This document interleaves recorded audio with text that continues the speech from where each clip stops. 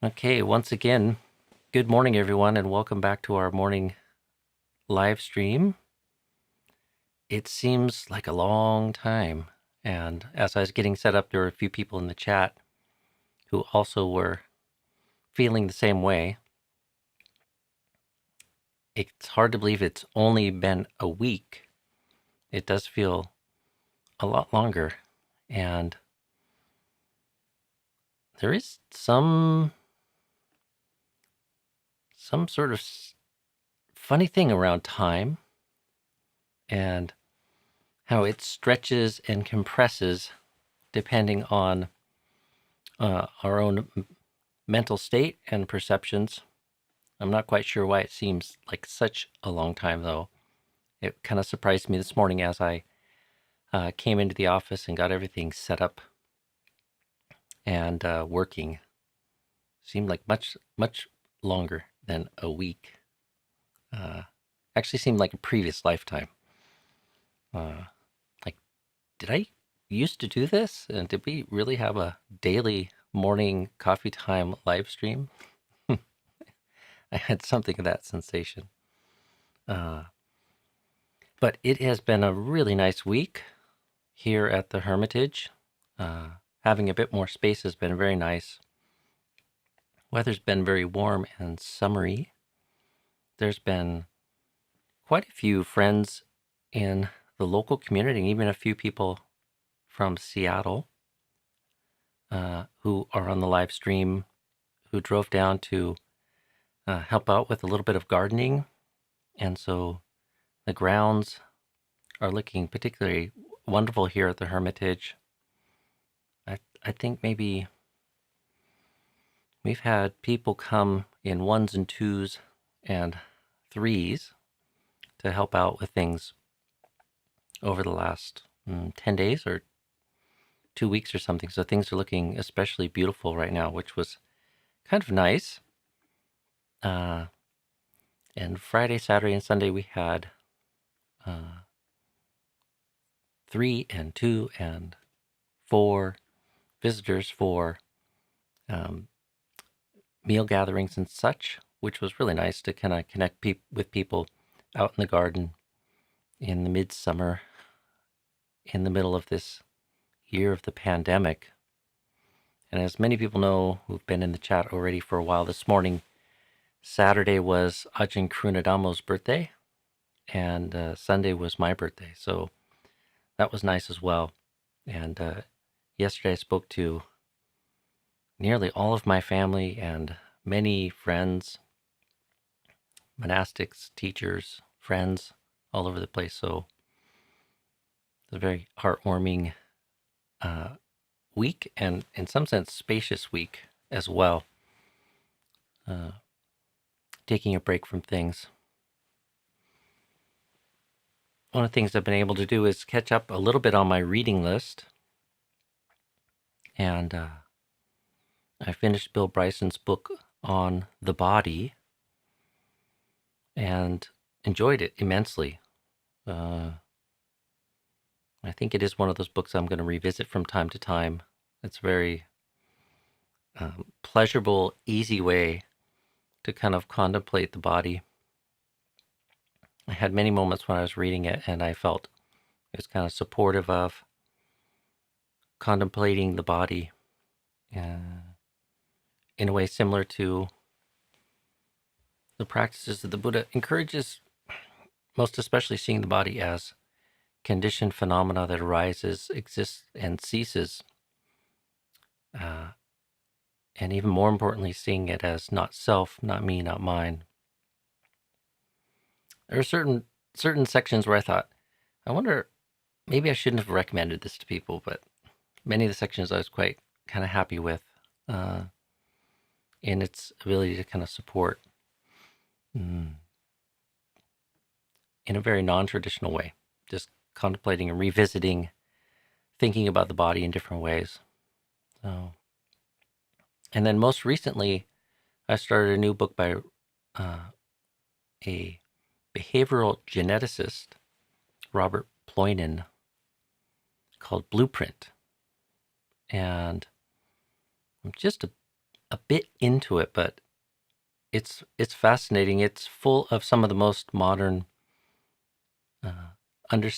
scientific understanding of the role that genes and genetics play in many aspects of our life, and a lot of the things that we think of as me and mine and personality. And I've read bits about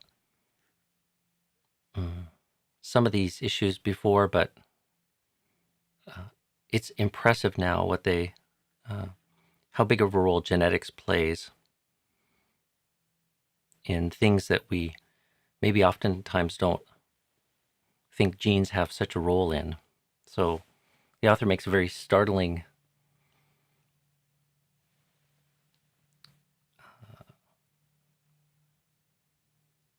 statement early in the book, that the state of the research is such now that there is no aspect of psychology that doesn't seem to be highly determined or affected by our genes. So, this includes reading ability, intelligence, various emotional dispositions, in addition to a lot of the stuff that we might have expected all along, sort of like body mass index, height, weight, all sorts of physical attributes. Early in the book, he does something quite interesting as he encourages the reader to take a little self-survey, and there's a long list of various aspects of personality and physiology. And first he explains what it is that they mean by genes explaining the differences that we find between individuals. And so he goes through and he has you rate sort of like body mass index, height, various aspects of learning ability, cognitive abilities, aspects of psychology, including psychopathology. And I probably had the same experience as many of his readers, which is some of these things are highly affected by our genes, more so than one might guess.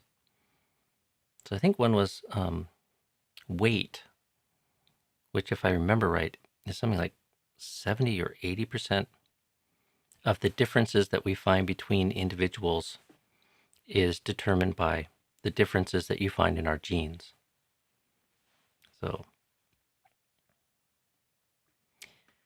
yeah, I see, I'm trying to follow the chat this morning here, and I do see a few people. What's the title of this book? It is Blueprint, and I can't remember the subtitle. The author is Robert Plomin. So I'll put it in the chat at some point, or in the description of the YouTube video after it gets up. So, as a Buddhist contemplative, one of the things I like about reading things like this is it just gives me yet another reason to let myself off the hook. We are so overly invested and over-identified with the features of mind and body that we find ourselves with. Some of us have learning disabilities. Some of us have difficulties maintaining our weight, as evidenced by a multi-billion-dollar industry focused on cosmetics and cosmetic surgery. Many of us are not really all that satisfied with how our bodies look or how they're shaped. And you have to believe that a big part of that is the identity thing there. It's not just a casual matter of preference. There's a whole lot of identity imbued in these things. How good you are at things, how difficult things are, how poor you are at things, your propensity to feel and have various emotional and psychological habits, your ability to have various aptitudes or lack various aptitudes. These are all very sticky places for us when we start talking about the pernicious habit of identification, and I'm going to say over-identifying with these aspects of being, these aspects of mind and body. And I'm always looking for another excuse to kind of let myself off the hook. And sometimes reading these things is good. When I was younger, I did subscribe a little bit more to sort of Buddhist being this very scientific, objective religion as compared to other religions, especially theistic religions. And I suppose some of that's still there, but, on some level, I don't really care, like, if the science is right or wrong. I mean, and that's not quite true. I mean, I do care. I'm interested in the truth, and I'd like to understand the truth of the world, in addition to sort of the truth of suffering. But more important to me is the truth of suffering, which is how it is that we understand the world and frame our experience, and what it is that we attend to and not attend to, what it is that we give emphasis and nurture, and the things that we don't. So,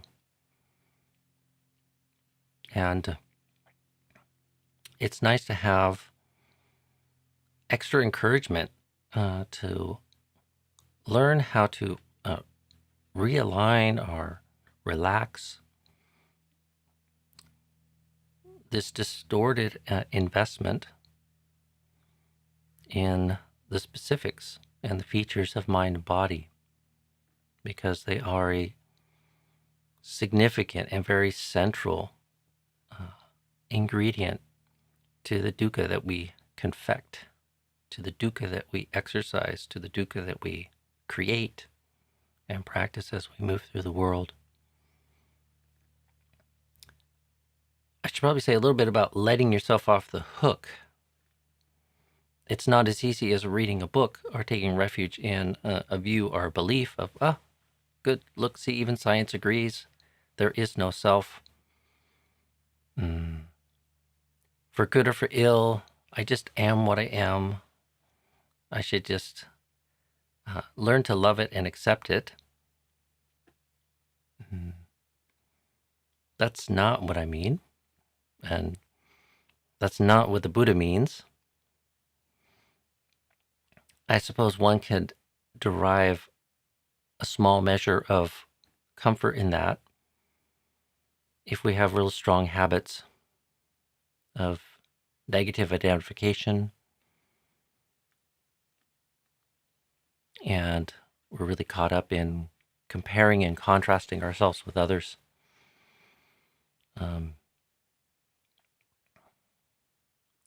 But the deeper opportunity that the Buddha is sort of speaking to when he talks about anatta and the truth of not self, of course, is really pointing at learning how to be and to relate to this experience of mind and body in a way that is free from dukkha.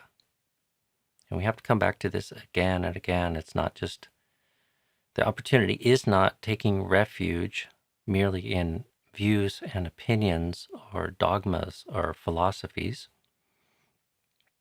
And one will meet these individuals. I've met many of them over the course of my life. People that just say, they have various views and philosophies.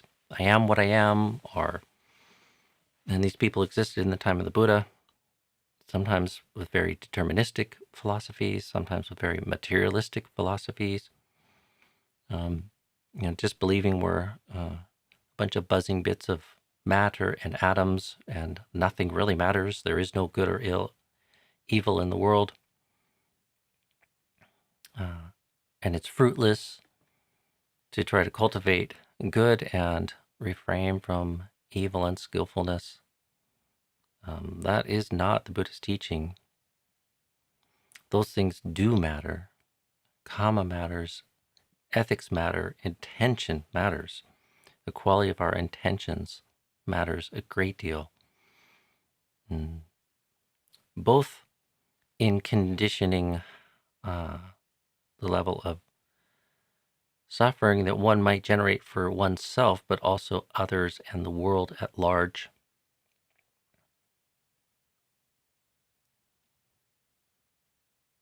And a survey of history sometimes will prove that out. I remember reading this long biography of Mao Zedong years ago, and he had a very horrible, amoral, personal philosophy grounded in materialistic notions. It wasn't completely devoid of values, but it was pretty twisted and askew. And hundreds of millions of people have suffered because of that.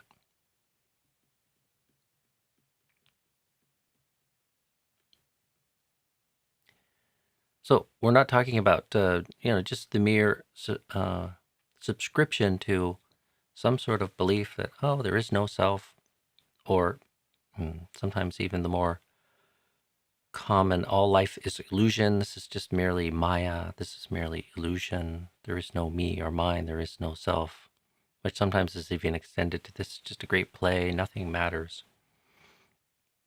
That's not what the Buddha's pointing to. Everything matters. Everything matters. And most important is attuning to this whole dimension of how it is that we can live in a way that is truly good and skillful to minimize harm and suffering to self and others, and in particular, generate the good, generate blessings for self and others. And then sitting even higher in the hierarchy of goodness is a deep kind of understanding of this question of self and how it is that that pollutes, obstructs, defiles, sabotages our ability to live and create profound goodness for ourselves and others. And not just in practical or material ways, but in emotional, psychological, and spiritual ways. And a deep understanding of the perniciousness of self-view lies central to that.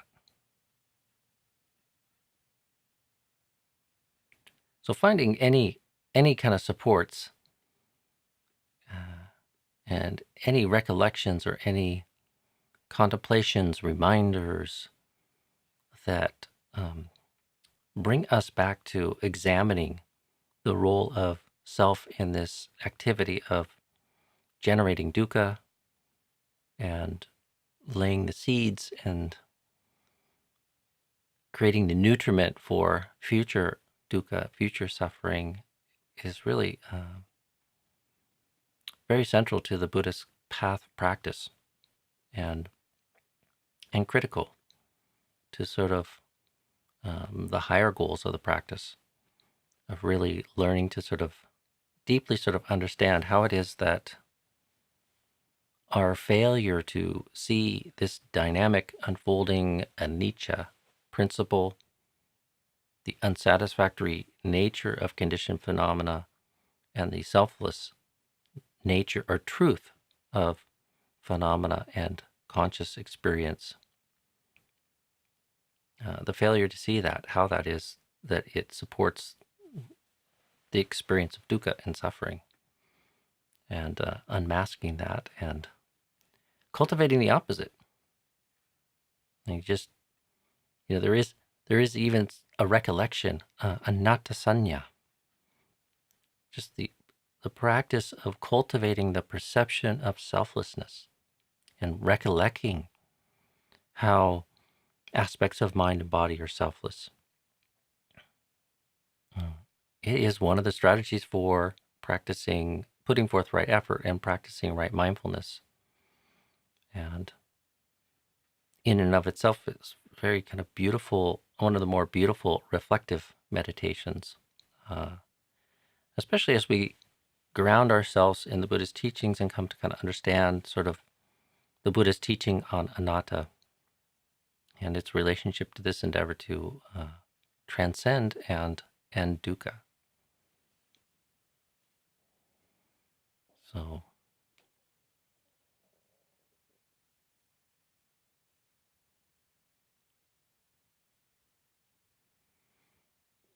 it's a bit of a reflection for people this morning, and encourage you all to figure out some way to let yourself off the hook.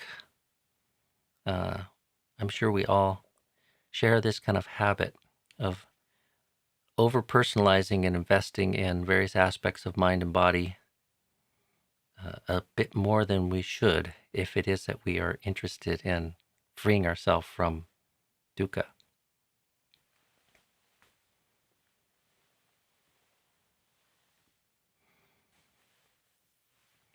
Good morning, Zuri. Ajahn, can you talk briefly about the relationship between formal and daily practice?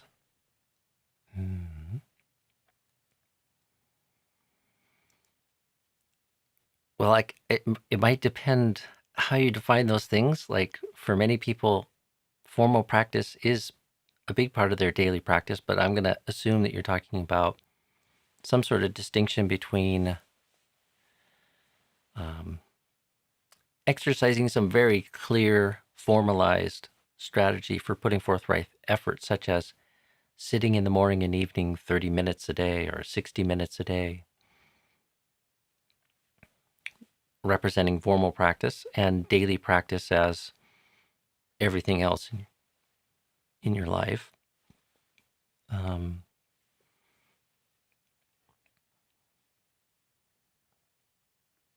I suppose when one first comes to meditation or even Buddhist practice, we start off with trying to develop some sort of formal practice. Hopefully at some point one starts to see the benefits of that, and as one kind of learns more about the breadth of the gradual training and the breadth of practice and how all these various aspects of the Buddhist teachings overlap and are interwoven into one another.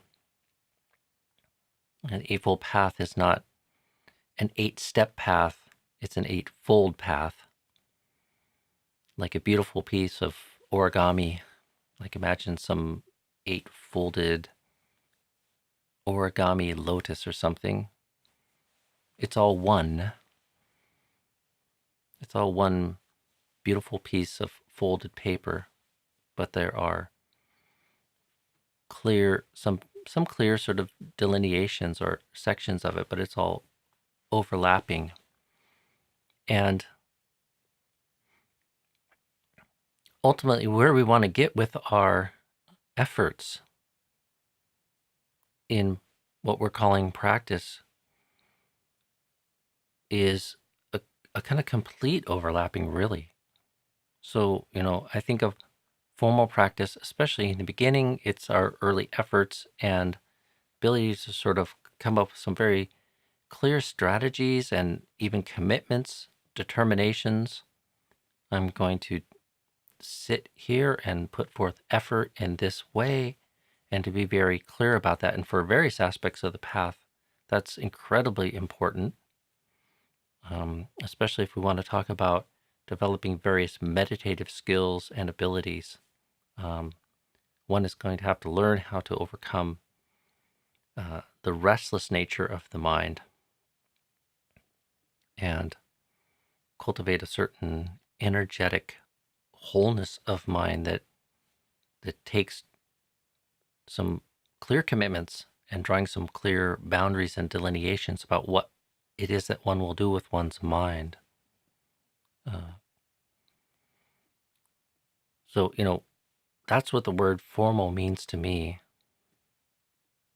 But that in and of itself is insufficient to really encompass the whole of what that kind of activity is trying to do for us. That's merely one way to be putting forth effort to cultivate good and skillful conditions and to refrain from and resolve unskillful states of mind. So, and I think for me, the relationship between those things is to realize that we can't be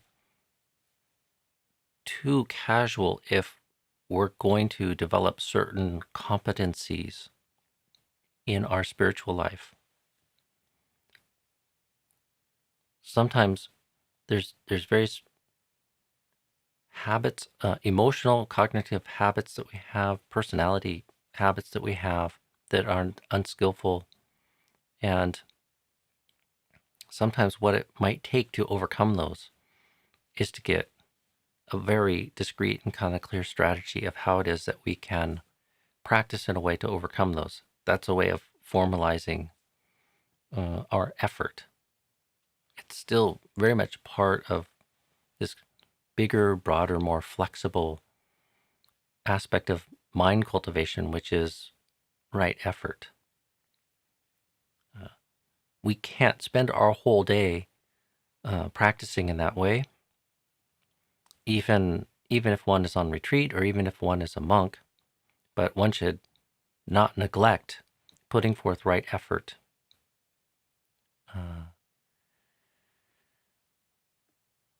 Whenever one is awake and has energy in whatever posture, as it says in one of our chants, whether sitting, standing, lying, or whether sitting, standing,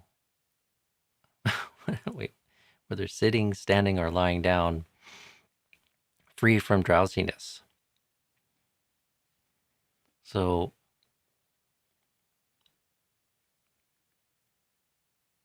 hopefully, Suri, over time, we kind of move and expand our efforts kind of beyond the formal to learn how it is that we can sort of bring right effort sort of into more and more of our waking experience of life. And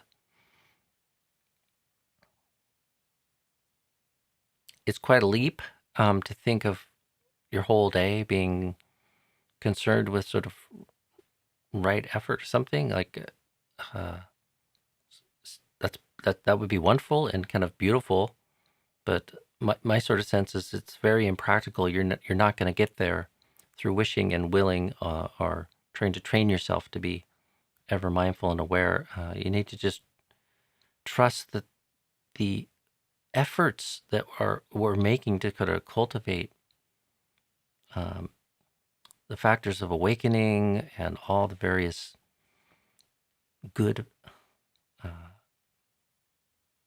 values that are encompassed within the path will be kind of transforming one and creating conditions so that eventually this distinction between formal practice and daily practice will blur and fade away, because ultimately it's about learning to sort of live with kindness, compassion, and wisdom and skillfulness.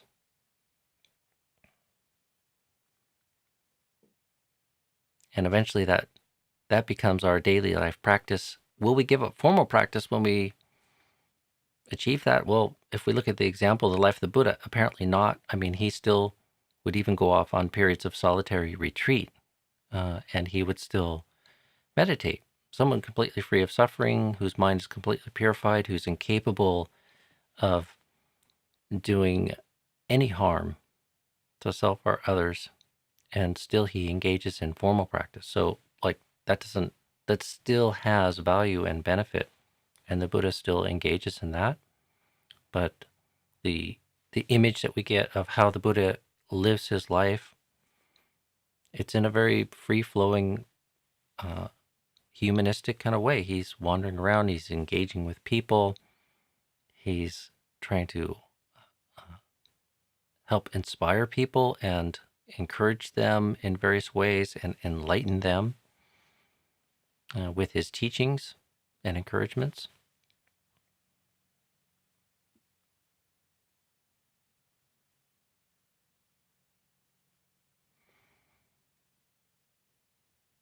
So hopefully that's almost like a whole little Dhamma talk in itself there.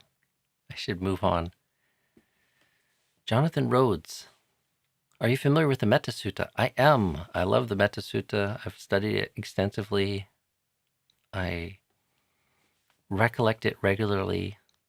It's in our daily chanting book, so we oftentimes chant the Metta Sutta, and I consider it one of two of the most important suttas, and it's central to how it is that I make sense out of cultivating loving kindness. So I can affirm Sumana's comment here, though.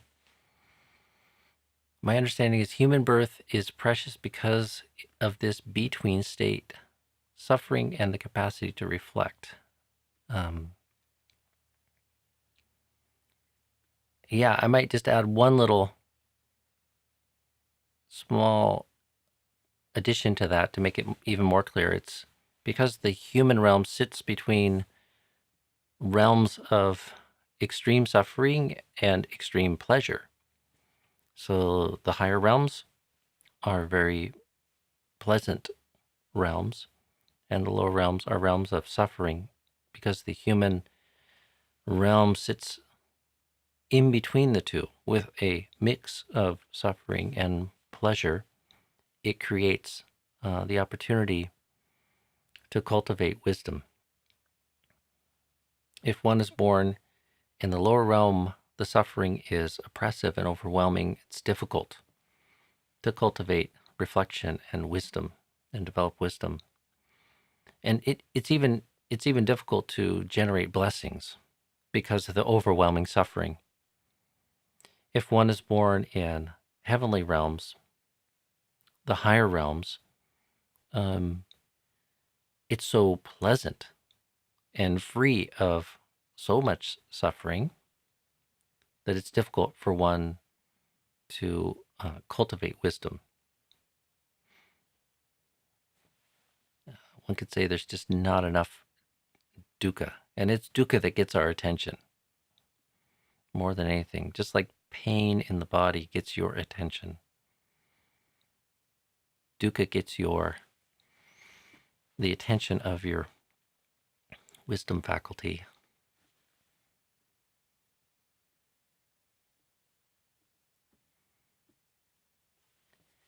Can all sentient beings have jhana?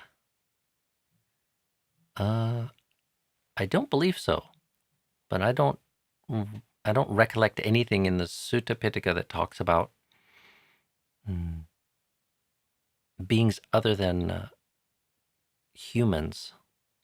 But it's not really an area of my speciality. I don't pay great attention to suttas where the Buddha's teaching devas and teaching in heavenly realms, so I'm not a good authority on that, Jonathan, but I believe it's something unique to human beings.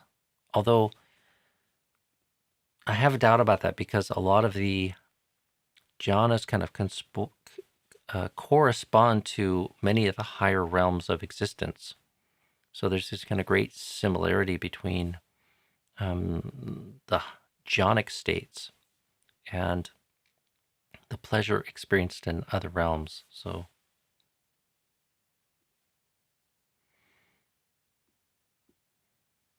and I don't think insects can have jhana.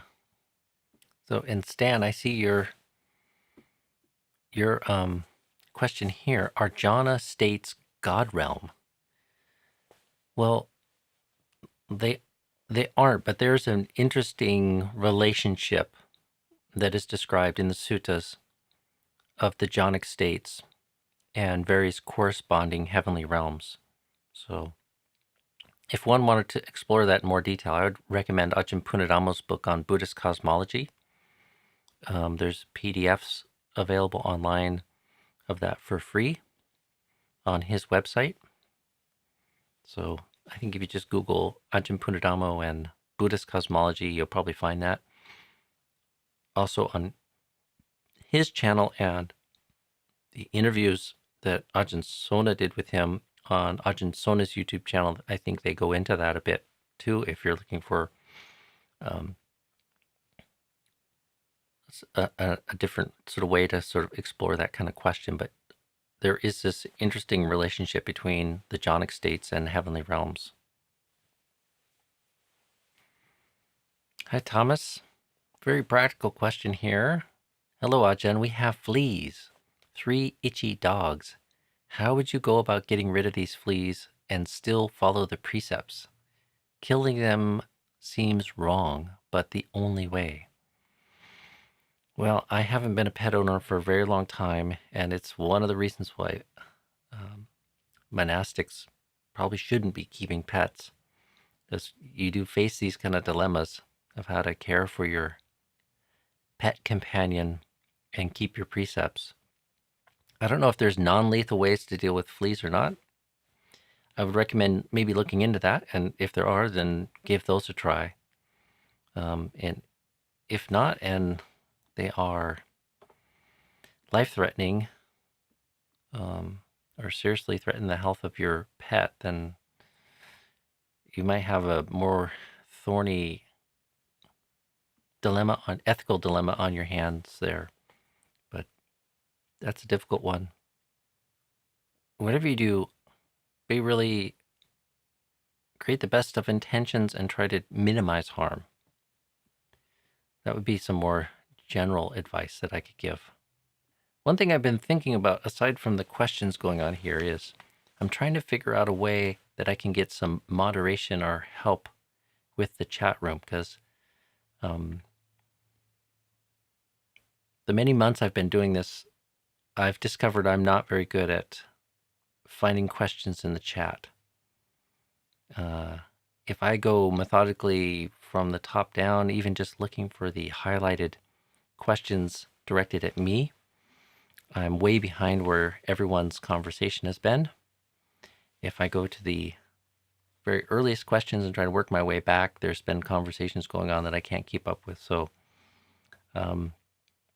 bear with me. I'm going to keep thinking of some way that I might recruit some help without burdening the monks here at the monastery. Maybe I could get a couple of volunteers, and there's some way on YouTube that I can get someone to help me vet or direct my attention to questions. So if people have ideas, maybe send me an email. Or if people know more about YouTube and YouTube chat than I do, send me a message. I'm eager to find a way to make the chat experience a little better than it has been. Once in a while, the mind stops during certain emotional structures or habits that were useful. How to know if this is part of the letting go process or just trickery of the defilements? Well, I'm not exactly sure what kinds of mind states that you might be referring to, Amon, but one just needs to keep kind of cultivating the practice, and you'll see. So in time, it should become more clear if this is the trickery of the defilements or just part of the letting go process. And because wisdom is a dynamic, I mean, there is the opportunity for a profound, irreversible transformation in our consciousness, so certain forms of suffering can't be experienced. But to speak more generally about where it is that we're heading with the practice is becoming skilled in letting go. So just keep letting go. Keep trying to identify sort of what it is that is useful and what it is that is inimical to that process of learning how to be skilled in emotion and skilled in how it is that one moves through the world and not creating harm or suffering. And then just keep letting go. Keep letting go of that which obstructs and that which hangs one up, where it is that we get stuck, whether that be various forms of identity or various attachments.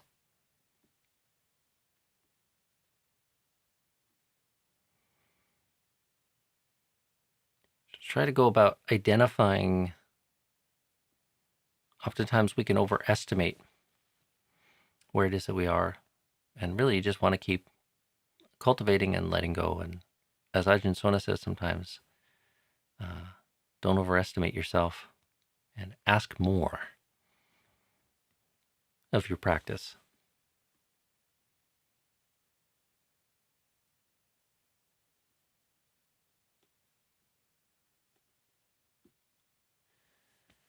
Good morning, Gustavo. Bhante, the Buddha defined one of the attributes of the mind as being malleable. Could you explain a little more about that? Yeah, Gustavo, that is one of the characteristics that you find in the suttas where the Buddha's describing the jhanic state of mind. The mind becomes powerful or energetic, wieldy, malleable. And, the way I make sense of that is it's difficult for us to transform ourselves and to change our mind or change habits of mind that we have in any durable sort of sense. And anybody who's been paying attention to their experience of life, especially the adults in the room, knows how difficult it is to be the person you want to be and to change for the better. So, there is a rigidity or stiffness of mind, or things don't stick the way we would like them to, even though we can identify better ways of being. It's not easy to change oneself forevermore. And one of the functions of cultivating samadhi is it makes the mind very fit to make lasting changes and irreversible transformations even. So I sometimes casually refer to this as strength of heart, because there is a fearlessness and a boldness and a daring to make a change. It's kind of like the difference between going on a diet because you want to lose 20 pounds and giving up certain foods or certain ways of eating for the rest of your life.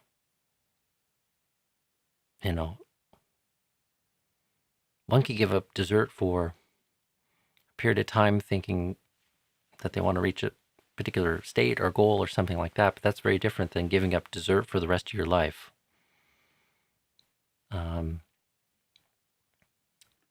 Or I've read accounts of people that have battled with addiction, and even people that successfully managed to overcome their addictions, some of them report of how a certain sense of their identity feels lost. They spent so much of their life in a state of inebriation, or had such a relationship with a particular substance or drug that they were using, that somehow life feels bereft. They can't imagine giving it up forevermore.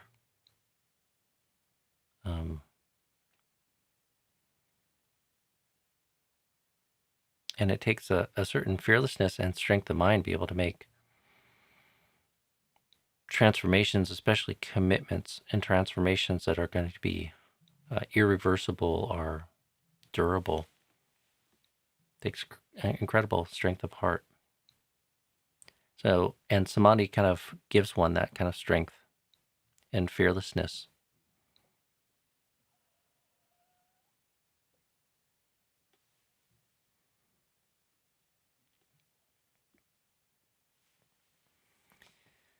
What is a good balance between self-reflection and being overly self-critical?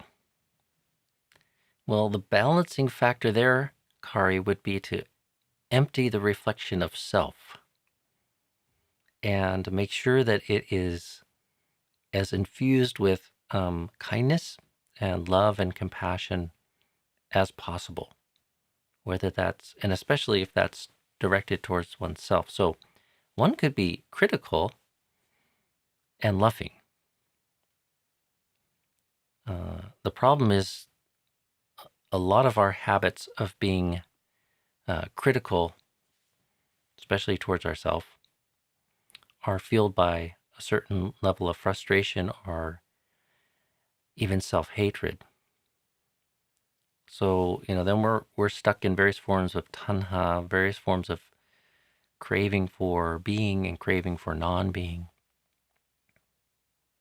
And one way to retrain one's self to make that more skillful is to try to empty it of self a little bit to whatever extent you can, and then also just infuse it with kindness and love. So, kind of reflecting on, it's like this, or, I'm acting in these ways, or I'm thinking in these ways, or I'm emoting in these ways, and what are the benefits, what are the drawbacks of that? So, trying to think about it in a way that's maybe a little more objective and not so sticky and fraught with identity, but then also grounded in this sort of sense and deep, warm, loving wish for well-being and for blessings and for benefit, as opposed to something that's a bit more grounded in frustration, hatred, aversion, negativity. Okay, I think I'm going to make this the last one because we're coming up on 9 o'clock today. How quickly the time flies. This is a two-part question from Douglas. What is the point of chanting? When I chant, I read the chants too fast to actually comprehend them in the moment. I'd rather sit with each line and think about it before moving on to the next one. I don't know if I should incorporate chanting in my practice when I could be meditating instead. Could you please advise? Well, Douglas, there's many different ways that we use chanting. So I would say comprehending the chant, and even maybe a comprehensive, especially in some deep and comprehensive way, is not the point of much of the chanting that we do.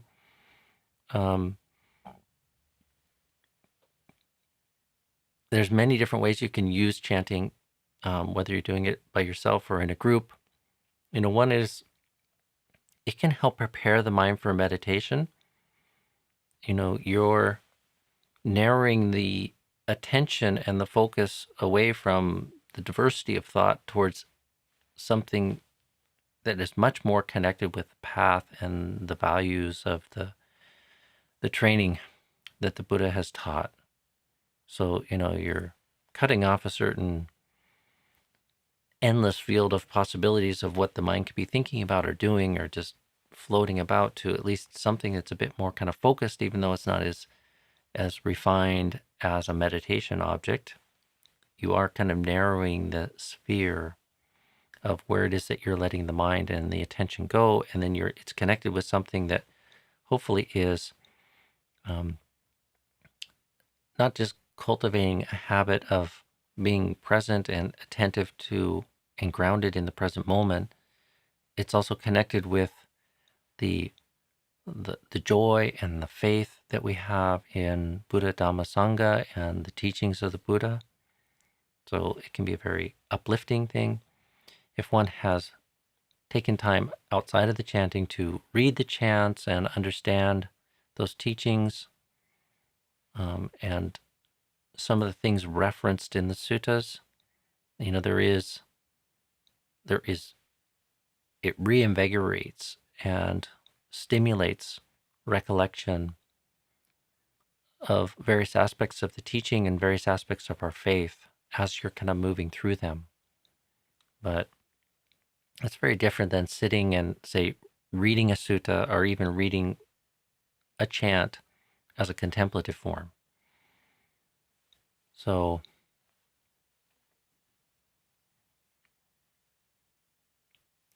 there's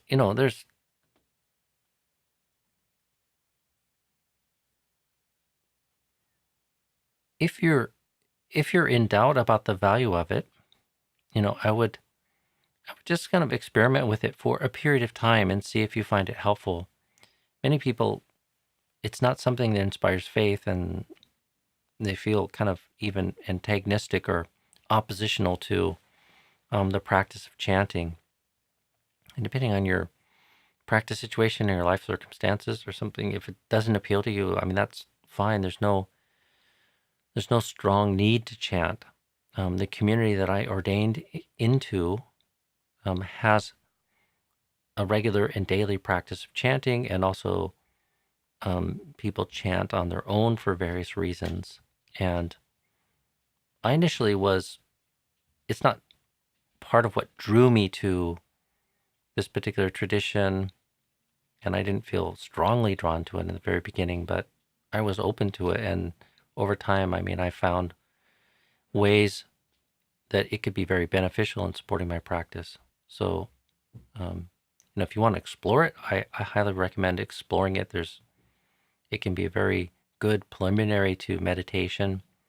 If you live in community or you join in and do it with others, it's this wonderful way to kind of connect and share your faith with others. And it has a very physical as well as mental component that is energizing and stimulates all kinds of wholesome mind states. So, and because these are devotional and grounded in various teachings and themes of Dhamma, they also do help support revisiting and recollecting and stimulating a remembrance of various qualities of the Buddha, the Dhamma, the Sangha, the Buddha's teaching, which can be really quite supportive and beneficial.